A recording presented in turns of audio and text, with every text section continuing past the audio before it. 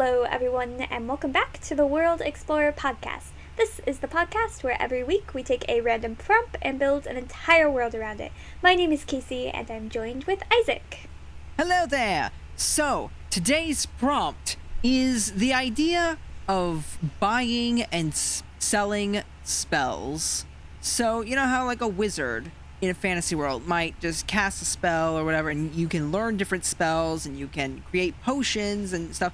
Well, in this world, I thought of the idea of you could create a spell, something similar to, like, say, a potion, or maybe some sort of an incantation on a scroll, and then it would be a one-use item that shopkeepers could then sell to people to go and use for whatever they might need.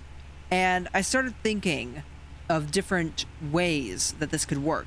And I was thinking, oh, well, you could, again, like I said, you could have potions or incantations on a scroll. You could have enchantments that maybe are placed on someone by a wizard. Like, you go to a wizard and you say, hey, can I have an enchantment placed on me? And they're like, sure, here's the enchantment. And now you have some sort of temporary enchantment on you. And I'm thinking, I'm just wondering, where all could we take this? So what are your thoughts on this? My first thoughts are that there's two ways you could take it. You could take it on the one-use scrolls idea, where you just have to keep mass producing the scrolls. Or there's the idea that it's just simply spells are found on a scroll and that's the only place you find them, but it can be used as much as you want. It's just there's only like one or two of them just in general, and I don't know if you'd like find the scrolls, or if they have to be made in a very special, hard-to-do way, or how that would work, or it could even be every time a person's born, a spell is born with them, and then they get the rights to trade and buy and barter for spells, and some people can collect a bunch of them, and other people could have none.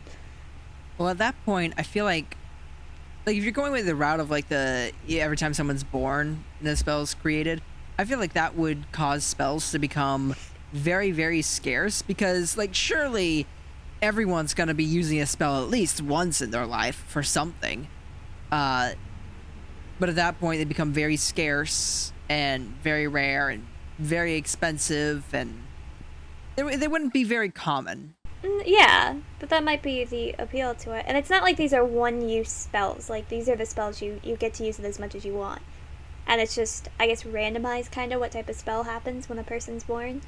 So someone could just be born as a child with a spell to murder someone instantly. Okay, so this is a matter of everybody has one specific magical ability when they're born. Yeah.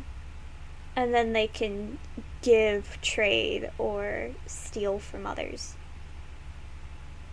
Okay, yeah, I can see that, but at that point, I'm not sure if buying and selling spells like a shopkeeper or something is really the direction you would go with that kind of a world, that kind of setting. I feel like it would be more everybody gets one power, but maybe there was a way to transfer that power from you to someone else, and someone at that point could be wielding two abilities rather than it being written on a scroll or something that you sell over the counter. I guess it depends, because there's also the idea that if you die, the spell could keep living on.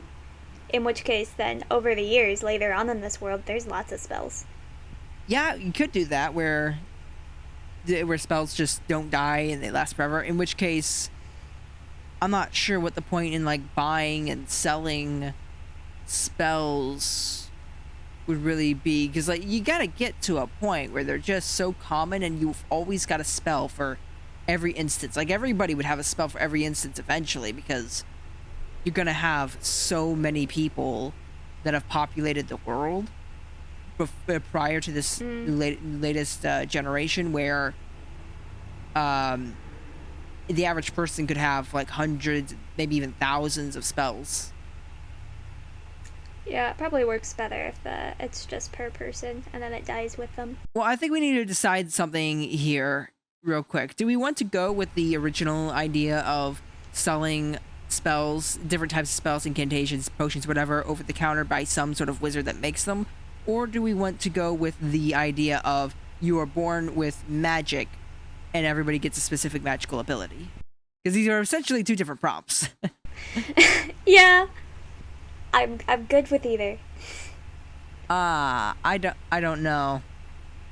I'm gonna say that we save the Everybody's Born with Magical Ability for next week, and this week we Okay. do the counter, like over the counter spell sort of thing, purely because I opened up with that, and I want the thumbnail to match the initial prompt. Do you already have a thumbnail for this? I don't have a thumbnail for it, but that was the initial prompt that was stated in the opening, and I want the thumbnail, the title, and everything to match what it is we're world building. Awesome. Okay. Sounds good. So we're selling them over the top. How do you make them then?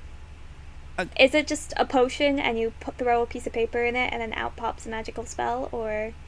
Well, I think that there could be different ways of making different kinds of spells. So we would have to first world build the spell creators. So we could call them we'll just call them wizards or mages or whatever. These are the people making the spells. And I would say that maybe the wizards are able to create spells. Okay, so here's an idea. Wizards are able to create spells Alright. using their magic, but their magic is limited. They can only use, because what happens is they make spells using their wands, and their wands eventually run out of power. And once those, the wands themselves don't necessarily cast spells, but they are used to create spells. And so if the wand runs out of power, they need to go and recharge it, but that's an epic journey with a bunch of dangers, which is why not everybody would go and do it, and why spells might be a little bit scarce.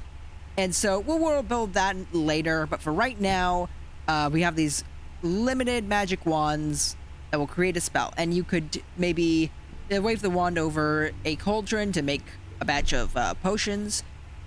You could use the wand to place an enchantment on somebody, which for some reason I just envision different enchantments coming with different symbols that are that look almost like they're temporarily carved into either the back of people's hands or their foreheads. For some reason, like those are the two things that I envisioned with an enchantment. Like if you want enchanted with I don't luck. think forehead makes terribly much sense. I don't know why that's where my mind went. Yeah, because if you want an enchantment, I'm sure people want enchantments, and they don't want people to know that they want an enchantment. And headbands would give away that they got an enchantment, so that wouldn't help either. Okay, so you get it on the back of your hand, and then you wear gloves. Well, that would give it away too, I think. Well, not. Maybe you just like wearing gloves. It's a fashion choice. Anyway, so I was thinking that maybe the enchantment could be something like you wanted a luck enchantment, so you have a clover on the back of your hand. Or maybe an enchantment for what else can we have? I don't know. All I can imagine is like a scam wizard who, instead of actually casting spells, just has a stamp that they imprint on your hand, and then they send you off on your way. I mean, maybe, because like I feel like a stamp, people would be able to. I don't know how the wizard could convincingly get a stamp onto the back of someone's hand when you're supposed to like wave a wand over it. It could be a type of tattoo type thing, like an insta tattoo. So it's very painful to get, but he claims that's just part of the spells. He's like, discount spells. Most people, they charge you a lot because they take the pain away. If you can handle the pain, I'll give you cheaper spells. In reality, he's just scarring your hand. And maybe. I feel like that's the sort of thing that people would pretty quickly catch on to, or maybe in a society where the spells are common, people would understand people would be more likely to understand it's a scam.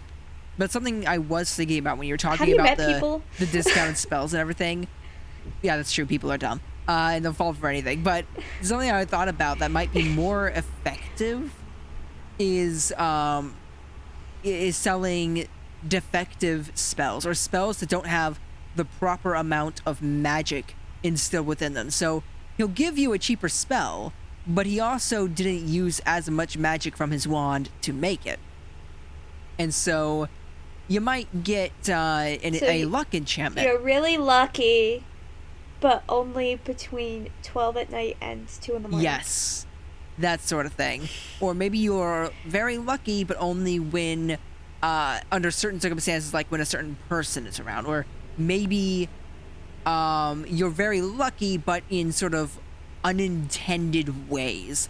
So you might get $1 million. What you don't expect is for that $1 million to come in the form of paper airplane bills that are flying past you at rapid, like high speeds and causing a bunch of paper cuts.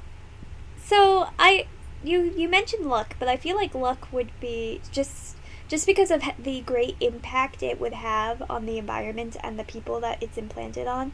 I feel like that'd be an expensive spell. Like, the expense of the spell should definitely be related to how much of an impact and stuff does it have on society. Like, a simple cleaning spell could probably be pretty cheap. Yeah. But something like murdering someone, that would be a very expensive I one feel to like get. that might be illegal. I don't know. Would this?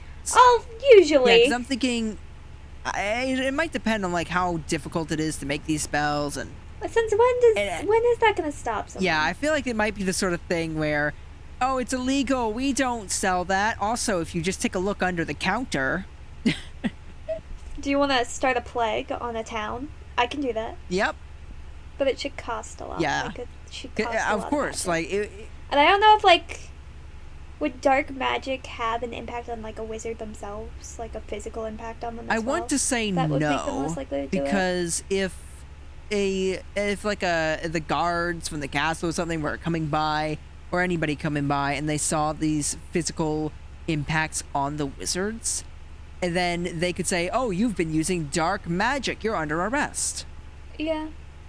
I guess that would be a detriment. Yeah, so I don't think that it should have a physical effect on them, just because they would get caught way too easily, and then there wouldn't really be as big of an incentive to do it, or there would be a bigger disincentive, like to not do it. I just keep thinking about, like, different con people and how they would use this. Like, someone going along and then instead of, like, giving luck spells, he's actually giving unlucky spells. But he just moves from town to town so fast that no one knows that he's doing it. Yeah, I think that would be great. I mean, if this were like set up as sort of an episodic sort of series, you could have the episode where the con man comes to town and promising like just the greatest quality of spells for very cheap cost, and then he gives people these unlucky spells, and then books it on out of town for that episode. Yeah, and they go and track him down to try to get him to reverse. Can you reverse spells, or are you just kind of stuck with them? That's a good question. I feel like maybe they should be able to be reversed, at least to a point. I don't think the death spell can be No. reversed. Like, I feel like there's some that might be more permanent than others. Like for example, if I had a flame spell, you could easily reverse that with a bucket of water. You don't even need another spell to do that. But something where, yeah, like if it hasn't had a permanent effect, a permanent like physical effect, so something like a luck spell, I feel like if you were to use more magic to remove it, that would be possible. But something like death, like it's already too late at that point.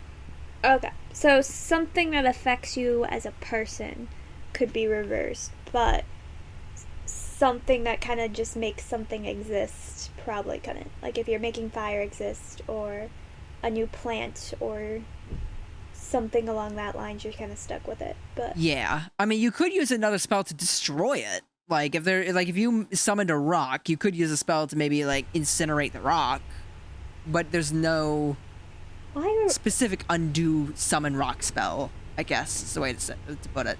Like why a rock? I don't know. I just figured it was a good example of just like a thing that you can make appear and then disappear. So can spells make living things appear? Like, can you summon animals? I don't know.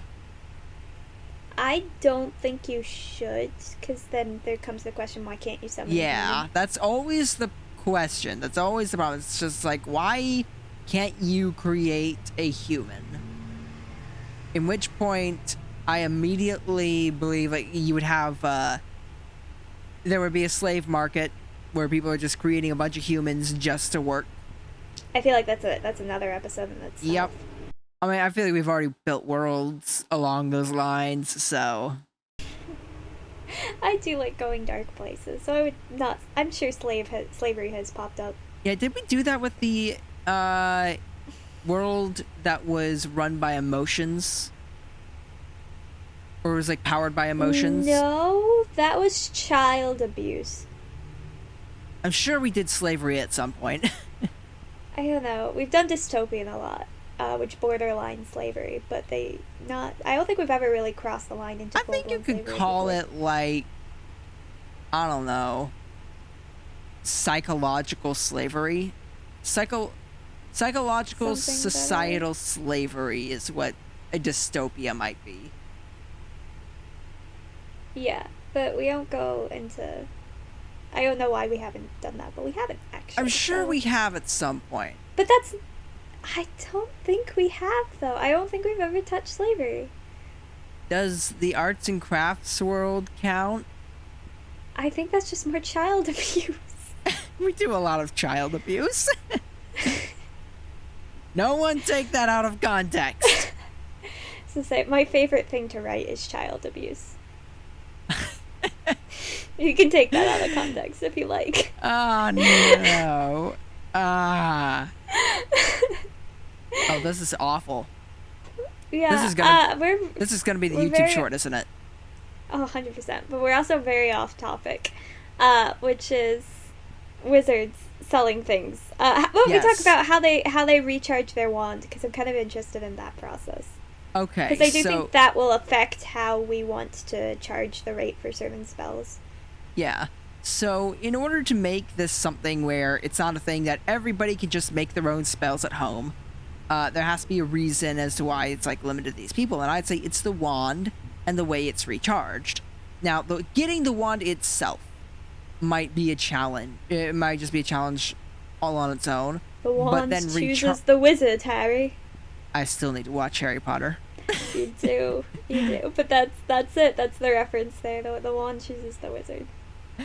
And then so maybe they have to go scale a mountain upon the top of it during a storm. Spell. Oh yeah, they would probably have a flying spell. Okay, so they scale a mountain with their flying spell, and then they hold their wand up to the sky as it gets struck by lightning. Dramatic. And very dangerous. Yeah. Creates an interesting dynamic in the sense that when there's a really bad thunderstorm, people get excited now because then they know that all the spells are going to get restocked. But then during like a dry season or a drought, they also have a spell drought. Well, thing is, when the I'm sure there's weather spells, but valid point. Well, then again, let's say that maybe the amount of energy put into the wand, you can only output the same amount of energy that you've collected. Meaning, if you were to try and take the energy from the storm, you could only create a storm as big as the one that you took the energy from. Meaning that if you were to create something like the one that you just used the magic from, it would take like all of your magic to do it, so it's not really worth it. So at the end of the day, a spell can't surpass the power of the storm. Yes. So you probably couldn't do like a terrible worldwide plague or something. Also, you couldn't do a plague too if we agree that there's no summoning of life, because bacteria are living. I mean, I think they... Oh yeah, that's true. I get so annoyed in magic books where they'll have like the plague and they're like, it's magic caused, but magic can't summon living things. And I'm like, guys, we all know that those are living organisms. You can't do this. Bacteria are living. You could say magic energy that corrupts the cells in one's body. I will give you and that. So it's a magical force that is corrupting living organisms, but it's not creating living organisms. Alright, which makes it think that you can only have one person, that you can't create magic spells that spread. Well, if you were to have this magical force bounce between people, where it's corrupted an individual, but then it could spread to another individual, and then leave that previous person's body. Yeah, it just I don't think it should be able to multiply itself. I don't think because at some point if you have a spell that can multiply itself, then it has the ability to outgrow the storm that created it. And I don't think that should ever be a thing that happens. That's true. So, I do have the idea of it, like, diluting itself, though, where you could cast it on one person and it will affect them greatly, but if they interact with another person, the effects are cut in half. And if they interact with if those like 100 people and diluted amongst 100 people, they're only getting 1% of the effect. And if you interact with enough people and they are all interacting with people, eventually it gets to a point where the effects are so minimal you don't even notice them. I'd be for that. Yeah, and so it's kind of like how, sickness spreads, but instead of building a natural immunity to it, like people normally do, they're just slowly killing off the virus by having it spread. Which makes me wonder, like, so when a sickness occurs in our world, we all have to distance ourselves from each other not to spread it. But in this one, like, if someone gets sick, you want to have, like, a party with 500 of your Yes. friends. And you all come together and you just share a little bit of the pain to heal the person. Yeah, and they'll feel miserable for a few minutes, but if they go and mingle with everybody, it'll be gone soon. So everyone, it's a get well soon party is what it is, and it isn't just wishing someone well; it's there to make them well. Which gives, like, people who are genuinely nice an advantage in this world, because people will be more likely to come and, like, help them and, like, cure their sicknesses. Unlike someone who's genuinely mean gets sick and they're just like, I need a get well party so I don't die from this thing, and everyone's like, stay 30 feet from him, we're almost rid of him. We're almost there. He'll be gone soon, just everyone ignore the invite. Wow, yeah, that would actually happen. Okay, so where do these wands come from? That's something that we have to figure out. Where does a wizard get their wand? Well, I think since it's so strongly associated with storms and, like, the lightning striking it, I almost feel like getting the wand wood from a lightning struck tree should be an aspect of it. Ooh, I like that. So you have a struck down tree, but I don't know, like, how beyond that. Maybe when lightning strikes a tree, you could take a limb from the tree, and then I don't know. What if maybe if a tree gets struck by lightning, it's now holding magic? Because in this world, it seems as though magic and lightning are sort of one and the same. Because that's what we've decided lightning is magic. Yeah. Yeah. Because I'm just thinking you've got a storm that creates the lightning, and then you take that lightning and then you convert that into magic spells. It seems to me like magic, like lightning is just the purest form of magic. And so you get a tree that's struck by lightning. It is now infused with magic, but maybe that magic will only last for so long before it sort of seeps into the ground. In which case, if you want it through the roots, so if you want a wand, you have to go and break a limb off of that tree quickly before it all disappears. Then you take that. Then you could take that wand, carve it into like some fun shape or something. Then you could go to the top of your mountain and charge it up. Yeah, that makes sense. I also think just because a lightning is getting so strongly associated as the purest form of magic, you can summon a rainstorm. You cannot summon a lightning storm. Like, that has to be something that builds up naturally. So again, you can have magic droughts and things like that when it's not being built up properly. Well, I'd say that you could absolutely have a lightning storm. It just would not be a very big one because you're just outputting, unless you're outputting like all of your magic, because you're just outputting pure raw magic at that point. And It would. The thing is, I feel like people could use that then to make wands, and then everyone can have access to them. Ah, that's true. I think they have to output magic. They can't. I think once magic is inputted into their wand, it's impossible for them to output it in its rawest form anymore. Like it has to transition or convert in order to be released. Well, I do have an idea. Because I do like the idea of being, because I feel like it should be able to be output in its rawest form, and I like the idea of lightning spells and being able to shoot lightning at your opponent. So, because I want that, here's an idea. So, if a tree gets struck by lightning, you have to go and break a limb off to be able to get the wand before it all seeps to the ground. Yes. Well, what if the more recent it was struck by lightning, the more powerful the wand is, so the more capacity it has for holding lightning before it turns into just a normal stick. So if you see a tree that was struck by lightning, you want to immediately go break a limb off of it to get the most powerful wand possible. But if you wait a while, then the wand, and then break the limb off, then the wand's not going to have a very high capacity for magic. So what if when you output magic or lightning from a wand, because the stick itself is only the wand that you have is only so strong and can't hold all the magic of a storm. If it were to strike a tree with lightning, it would not be a very powerful lightning strike, and so you would only get the weakest of wands.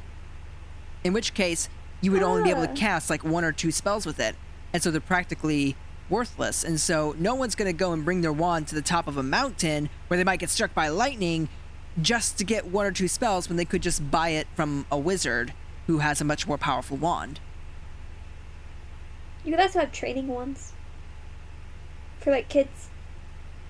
Yeah, I suppose you like could where it make only training has, like, wands. A little charge. Or like little trick wands that can do a spell or 2 for a while that they could sell. I could see someone selling like cheap, like mini magic. Well, wands. the problem with that is like the idea of the wands is that the wands don't cast spells. It's they create the spells that are then cast. Exactly, but that's it's the equivalent of buying a gift card, but in the magic. Pretty much. Is you buy a wand that has a certain amount of charge on it, to give away, and then they can do whatever spell they want with it and like practice it. And stuff. They're not very good wands, and the thing is, at that point, they're not really even worth recharging, because you get 1 or 2 small spells from it. It's a gift card! Yeah, so yeah, I guess it is. It's weird. I'm just trying to... It's the gift card of the Wizarding World! Yeah?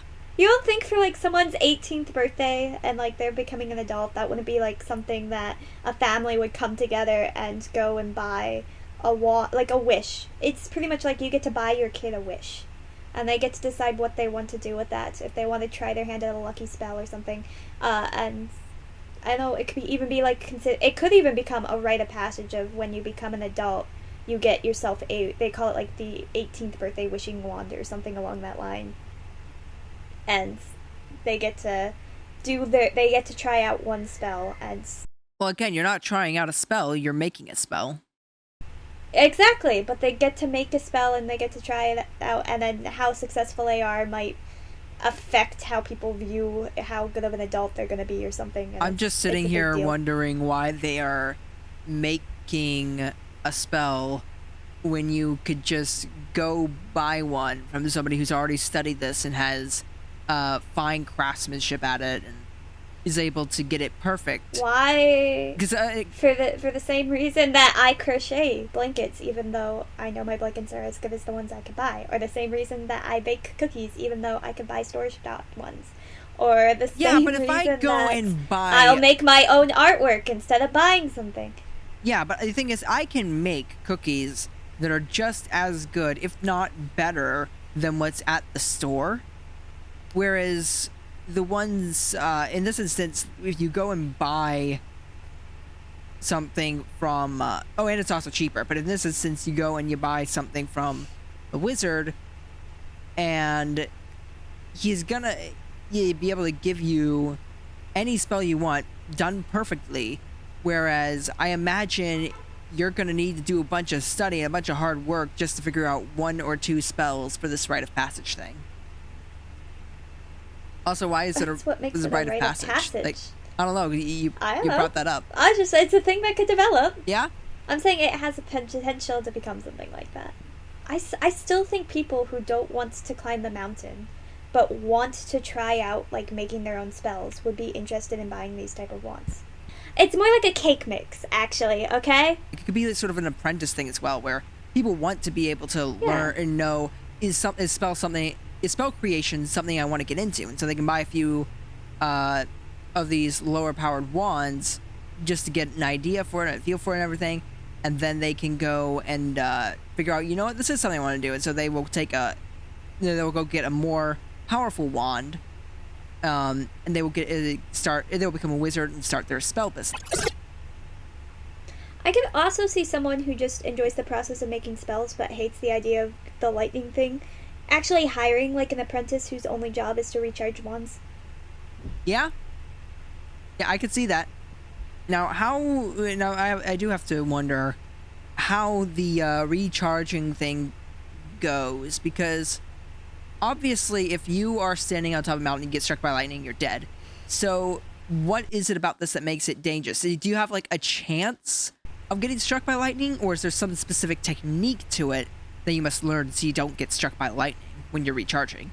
I'm sure I'm sure there is a technique. Also, you can get struck by lightning and live. Lots of people have.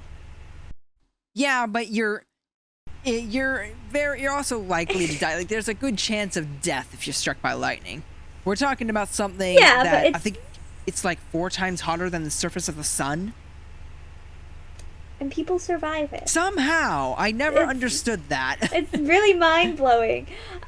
So I'm sure there's methods that they could have that does that. It could be that they always have to make sure they have a little bit of charge left in their wand, and that charge protects them from being refilled when it's refilled. Something along that lines could help. Okay, so like when you go and break the limb off of the tree, that wand is going to initially have some magic within it because, you know, it was affected by the tree. The tree was struck by lightning. And then you can take that little bit of magic and use it to draw the power of lightning from the sky. So it's not even like a chance of you getting struck by lightning. You're guaranteeing you're going to be struck by lightning in order to recharge it because you're using the magic that's already within the wand.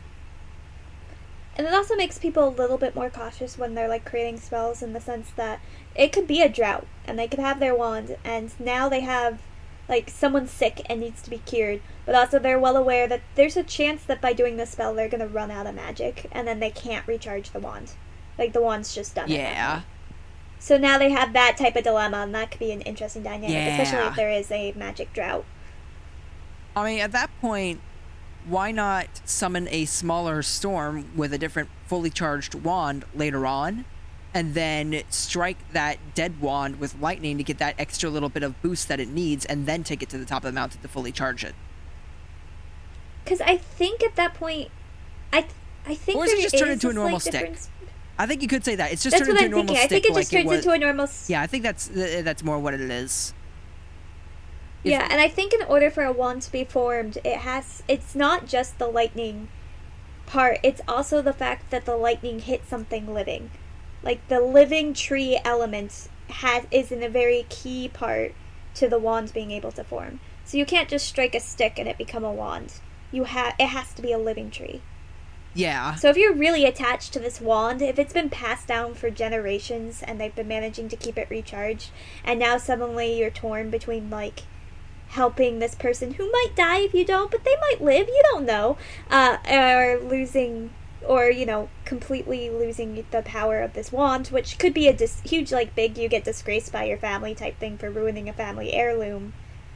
That's actually a conflict, and choices have to be made there. Yes. I like it. It's something I thought about was, what about the idea of, if you, like, the idea is that these wands attract lightning when you're using, like, the magic on top of the mountain and everything. What if maybe during a lightning storm, like, let's say that it's just been storming for, like, a full week, and it's just constantly raining, and everything's soggy, everyone's miserable. Maybe some people are like, hey, could you make me, I don't know, a drying spell? Because like my house is soggy, whatever. The wizard says, nope, sorry, can't do that. It's too risky because if I try to cast a spell now or create a spell with my wand, the wand becomes activated, and that causes a chance of lightning to be attracted to the wand and strike my house while I'm just trying to make spells. So there wouldn't be any spell making during a storm. And just for that chance that they'll be struck by lightning if they do it. But then if they go up to a mountain, it's pretty much guaranteed they will be struck by lightning if they activate the wand. I don't know. I feel like this has some potential for like maybe some story elements where they're in desperate need of some this sort of spell, but they can't cast any, or they can't recreate any. Or you have this interesting, or like there's like a I don't know, like a king who's attacking a town that's known to have a powerful wizard living there with a really strong, highly charged wand, and they have to plan their attack during a thunderstorm, and then you just have a fun battle scene in a thunderstorm. Oh, yeah, that would be a good strategy, because then you'd say, oh, hey, if our opponents have these wizards and magic wands, but they can't use them during a thunderstorm, well, then we're going to attack them during a thunderstorm. Yeah, because this lightning will only attack the wizards. Yes. Who have the wands, and not other people. Now, like, they can't direct that. I do think that maybe they would have something like a bottled wind spell or something like that, where they can try. Oh, definitely. They will have things, but it'll be less. But they will be limited on their resources. I think, like, the most dangerous time for a wizard, actually, is the thunderstorm after a magic drought. So it hasn't rained for, like, months. They're low on spells because of that. And then they finally get their thunderstorm, but there's that week where they're recharging their wands and stuff, but they can't use any of the magic and they don't have any spells spared up because they've had to use them all. At that point, that's when a wizard would be its weakest, is during that storm period. Yes. And also, another little thing that I thought about, this is a small detail, how you're able to tell how much magic is within a wand. I thought of the idea of maybe the tip of the wand just constantly glowing, and then it gets dimmer as it's lower on magic, but once it's recharged, it's at full glow again. And it can act as a little nightlight. I have mixed feelings about that one. Not the fact that the nightlight aspect, but the fact that sounds like it would always have to release a little bit of magic. Meaning that if there is a magic drought of several months, or even if there's like a magic drought of a year, then your wand's gonna run out just because it's like leaving your flashlight on your phone accidentally. It drains your phone power, whether you want it to or not. I mean, I don't think that I think the idea here is that it's not really emitting the magic, it's just holding it there. And what you're seeing is the pure raw magic in the tip, and but it's not being expelled, and so even though it's glowing, it's not gonna be enough to really drain the power level. In which case, maybe would something like a crack in the wand, quotation marks, that just shows like the magic actually draining out. A crack in the wand that just shows like a little bit of light throughout the wand, and then the light slowly fades down the crack as you use it.